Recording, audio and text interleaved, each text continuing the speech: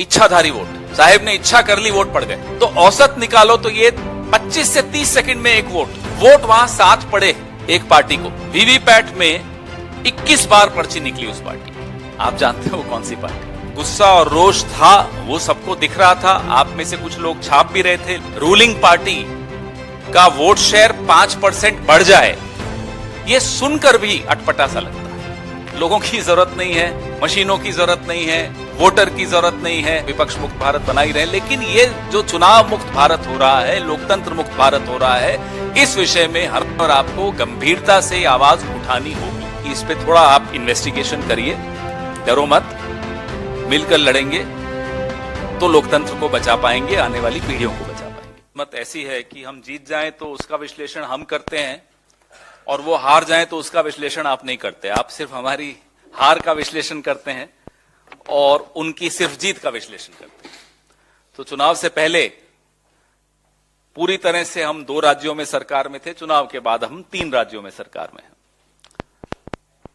लेकिन मैजिक किसी और का ही चलाते हुए दिखाते हैं आप लोग। तो विश्लेषण हमारा जीत का भी कर रहे हैं और हार का भी कर रहे हैं। पिछले कुछ महीनों में हम लोग, हमारी पार्टी के प्रतिनिधिमंडल लगातार चुनाव आयोग में जाता रहा, अलग अलग मुद्दे उठाता रहा। प्रचार से संबंधित, मॉडल कोड ऑफ कंडक्ट की अवहेलना से संबंधित, एनसीपीसीआर से संबंधित, जहां एक बच्ची का इस्तेमाल किया जा रहा था मोदी जी के प्रचार में।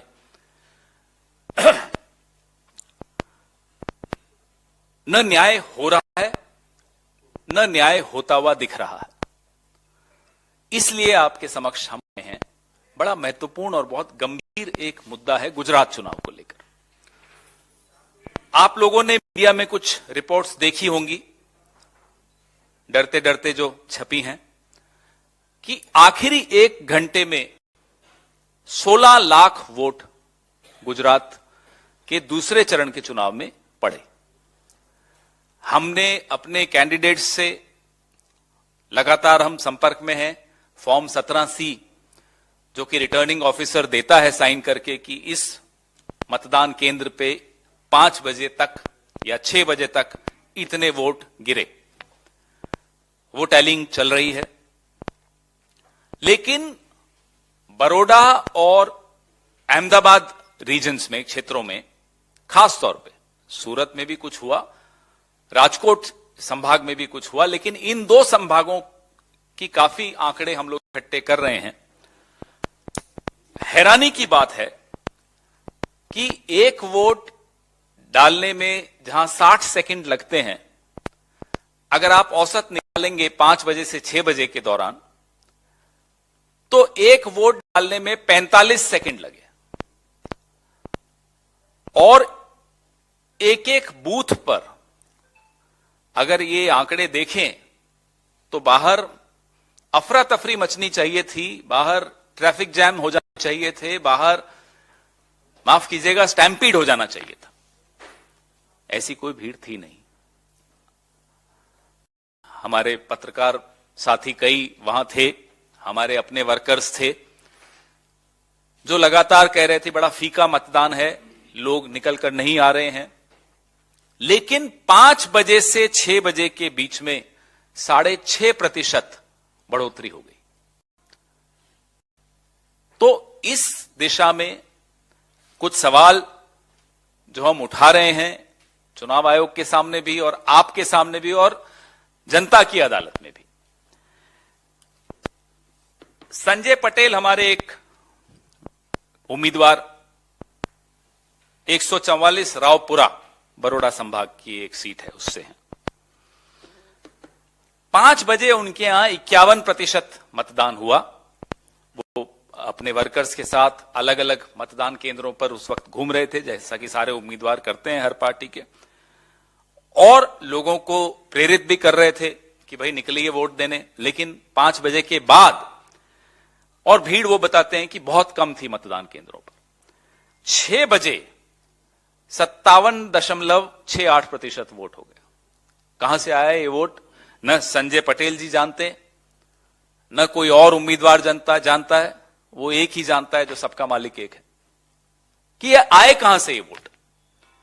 और ये कहानी जो कि मैंने आपको रावपुरा की बताई, 144 विधानसभा क्षेत्र की बताई, ये कहानी आपको कमोबेश तमाम विधानसभाएं जो अहमदाबाद और बड़ौदा संभाग में आती हैं, उनमें ये कहानी आप आज इस प्रेस वार्ता के बाद अपने साथियों से फोन करके पूछेंगी या पूछेंगे, तुरंत आपको ये कहानी सुनाई देगी। और ये हर जगह हुआ, भावनगर में हुआ, बड़ौदा में हुआ, अहमदाबाद में हुआ, सूरत में हुआ। अब ये रावपुरा में 281 बूथ हैं, 281 बूथों पे 1 घंटे में 16,000 वोट पड़ गए, मतलब 1 मिनट में 57 वोट। आप कैलकुलेट कीजिए कैसे संभव है, न कोई बाहर लाइन लगी हुई, न अफरा तफरी, लेकिन इतने वोट वहां पड़े। ऐसे ही वीवीपैट्स की तुलना कुछ मशीनों पे की, तो एक तुलना अभी मैं जिनसे फोन पे बात कर रहा था वो बता रहे थे, मैं आपको वो आंकड़ा देता हूं कि कांग्रेस की उसमें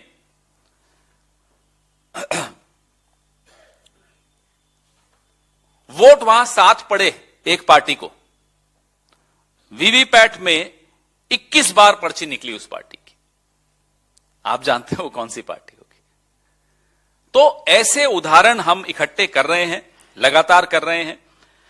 ये जो लोकल बॉडी इलेक्शन हुए थे उस वक्त भी एक ऐसा बूथ था, धोलका नाम का बूथ था, जहां 644 वोट पड़े थे और गिने तो निकले 2273 वोट। ये नया मॉडल आ रहा है, इच्छाधारी वोट। साहेब ने इच्छा कर ली, वोट पड़ गए।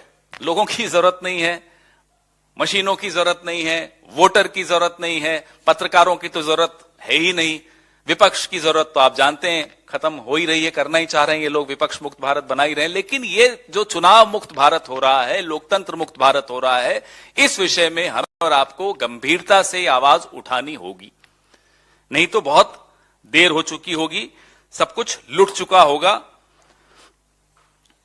वेजलपुर 1 घंटे में 8.14% बढ़ा। ये मतलब सोच नहीं सकते आप, इस तरह से बढ़ा। फिर कहा जाता है कि साहब टैलिंग में टाइम लगता है, टैलिंग। ये 5 बजे के आंकड़े आ चुके थे, उसके बाद कोई भीड़ नहीं थी। ये कौन सी टैलिंग हो रही है कि सीधा 8%, 6.5%, औसतन 6.5% पूरे गुजरात में बढ़ा। हम और आप, गुजरात, आप में से कई लोग मुझे वहां दिखे थे। वोटिंग परसेंटेज प्रथम चरण द्वितीय चरण में कम हुआ था। जिस तरह का गुस्सा और रोष था वो सबको दिख रहा था। आप में से कुछ लोग छाप भी रहे थे, लिख भी रहे थे। उसमें रूलिंग पार्टी का वोट शेयर 5% बढ़ जाए, ये सुनकर भी अटपटा सा लगता है। तो ये कौन सा मॉडल है? नरोडा में 5 बजे डिक्लेयर हुआ 45%, 25% वोट।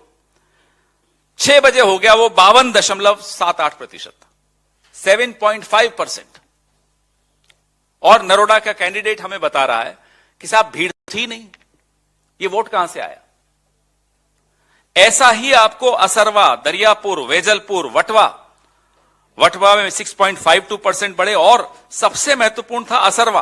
अभी आंकड़ा हम लोग, क्योंकि हमारी वहां बैठक चल रही है और सब आंकड़े ही इकट्ठे कर रहे हैं फॉर्म 17C, 11.55% बढ़ गया। तो औसत निकालो तो ये 25 से 30 सेकंड में एक वोट, जैसे मशीन चलती ना, फैक्ट्रियों में जाते हैं तो मैन्युफैक्चरिंग हो रही है वोटों की। तो ये इच्छाधारी वोटों की कहानी, आप लोग भी इस पर मैं गुजारिश करूंगा कि इस पे थोड़ा आप इन्वेस्टिगेशन करिए, डरो मत, मिलकर लड़ेंगे तो लोकतंत्र को बचा पाएंगे, आने वाली पीढ़ियों को बचा पाएंगे।